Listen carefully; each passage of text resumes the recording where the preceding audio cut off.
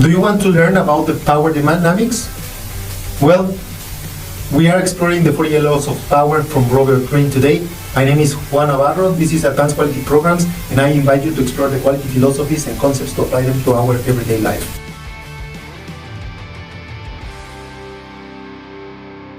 This is perhaps my all-time favorite book. In it, Robert Greene explains that power is a fundamental part of our society and our life. He distills over 3,000 years of history into 48 laws designed to help us to masterfully navigate politics and power games, to protect us from others using them against us. People who claim to reject power due to a moral value or something superior are either naive or are skilled manipulators. Greene encourages the reader to view power dynamics as a game.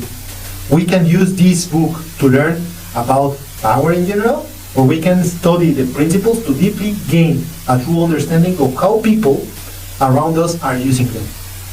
I will go through the 48 laws shortly because I want to keep it short and simple. It's a summary. If you like it, I really recommend the reading.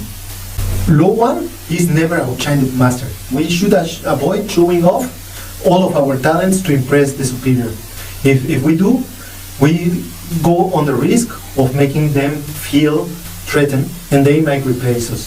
The law 2 is don't overtrust our friends and use our enemies instead.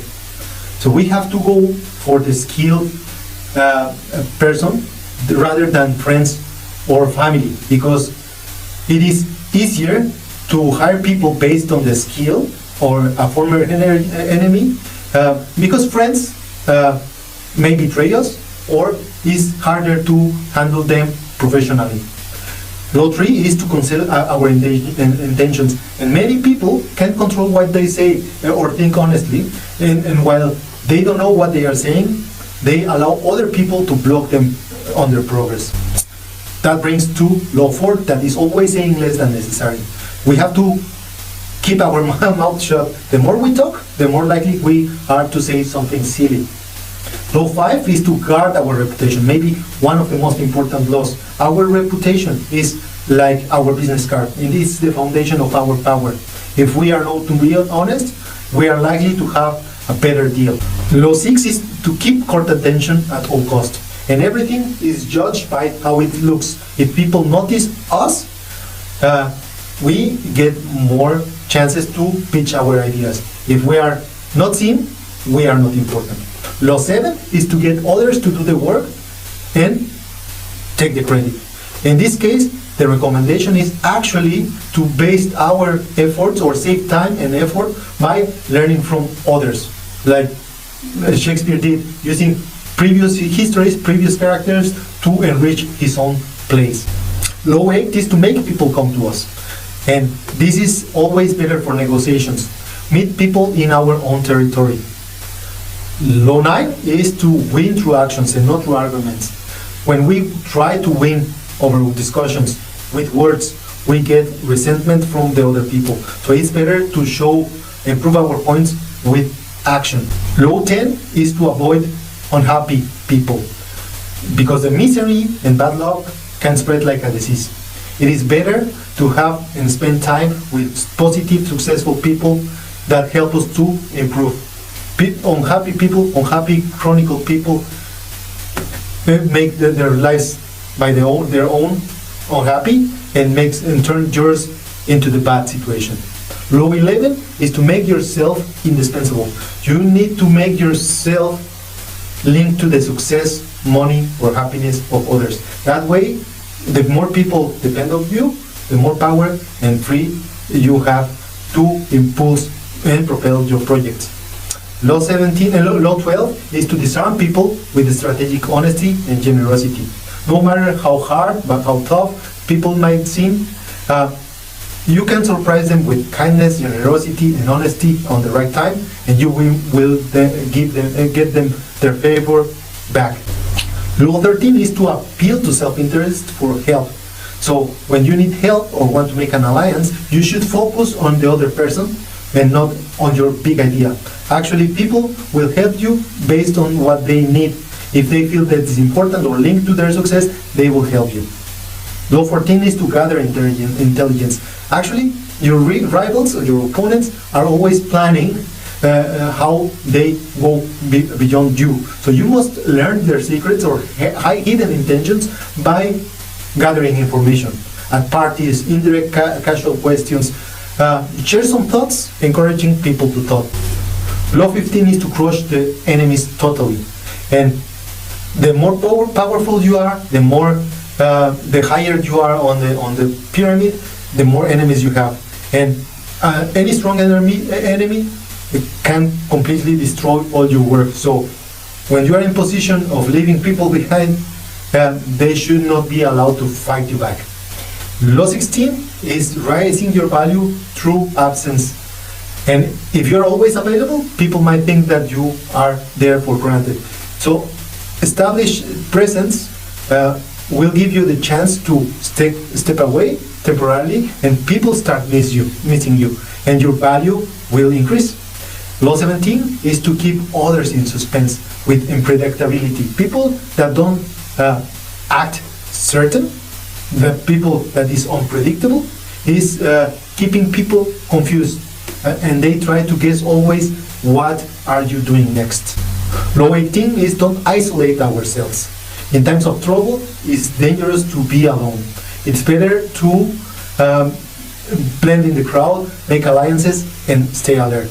Law 19 is to know who we are dealing with. We don't want to offend the incorrect people or misunderstand people. So we really need to know how important the people other side of the table is.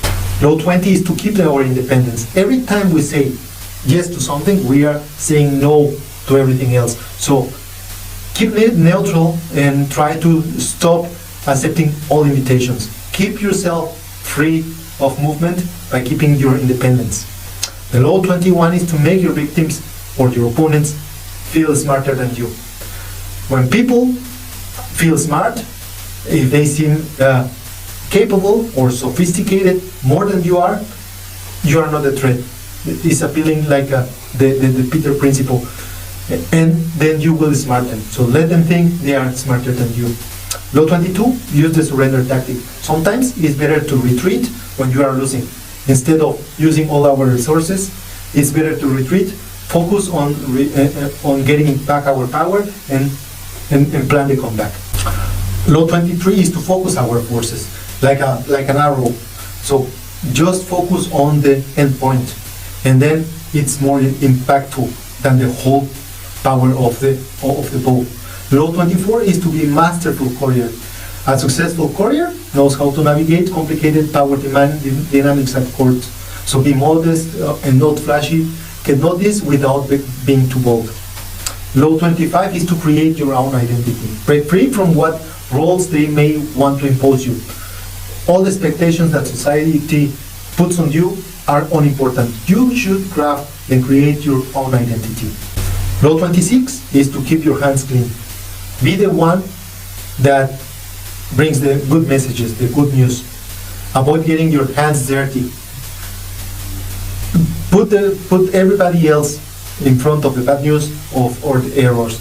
You are the one who is getting things done. Law 27 is to create a cult-like following. Humans have a natural need to believe that they are following something bigger than themselves, and if you give them this right focus, they will follow you with devotion. Look at Trump supporters. Law 28 is to act bold. So when you act boldly, people more likely believe in your actions. If you are timid, uncertain, hesitate, people sense that you have doubts and will not follow you. Law 29 is to plan all the way to the end. Consider all possible outcomes, all possible obstacles, and put them on your plans so that you can overcome them. Law 30 is to seem your results effortless. You put the work, you work hard, you show every day, but let people believe that it is easy. Why? Because that way you keep your power on control. Law 31 is control the options. The best way is to present your preferred options as the most attractive, and the others should think that the other options are but alternatives. You control the option. Law 32 is play on people fantasy.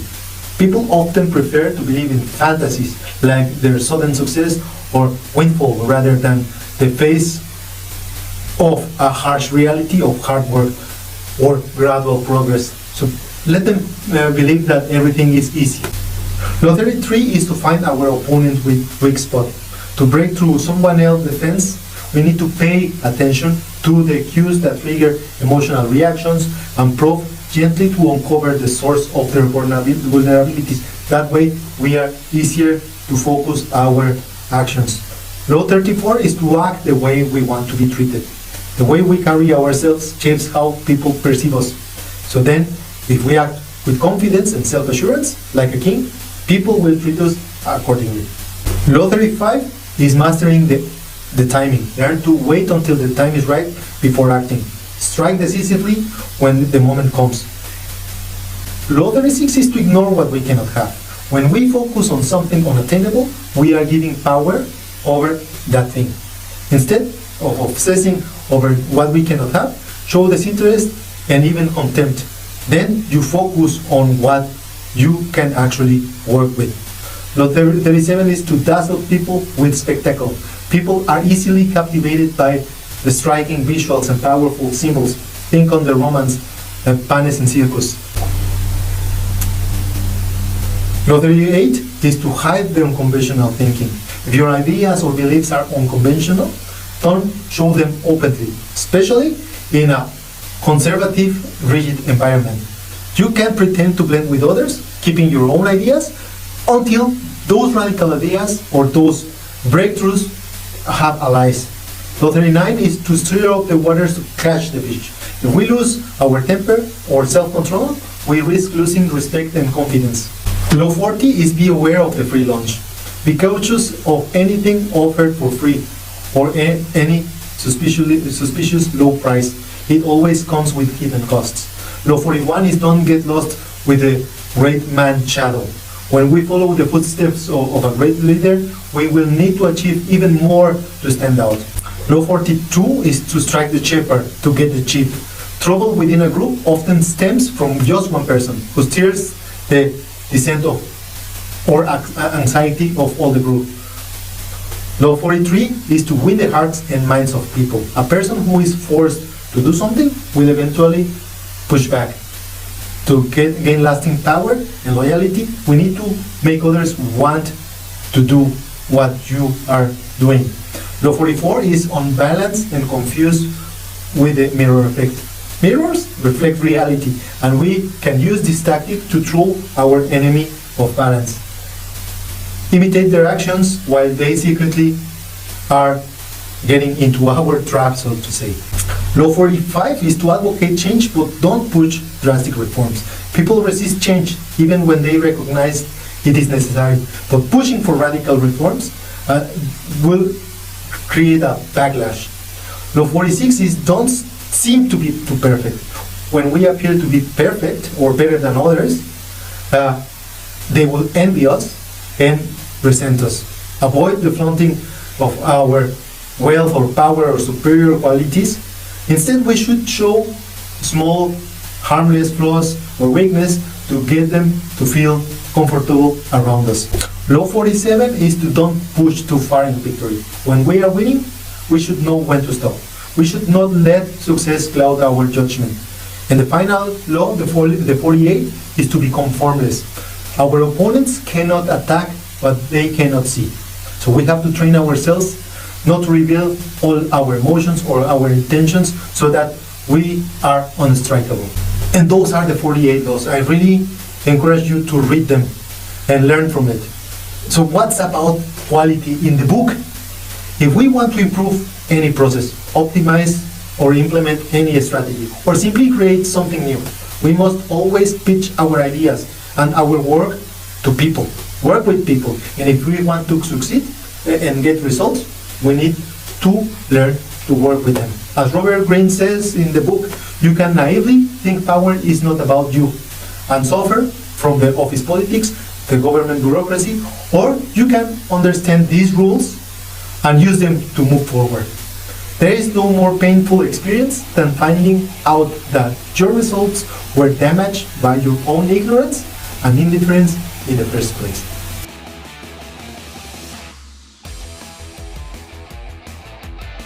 And that's all I have for this week. I hope I could give you an insight on the book. It's a really complex book, a difficult book to read, but once you read it and understand it, you can really improve your outcomes. If you like the video, don't forget to hit like. Don't forget to share with your friends, family, enemies, opponents, and don't forget to comment. Anyone that has already acquired the copies of Life Quality Projects or Quality Principles and read it on Amazon and Goodreads, I really appreciate your feedback and extending the message.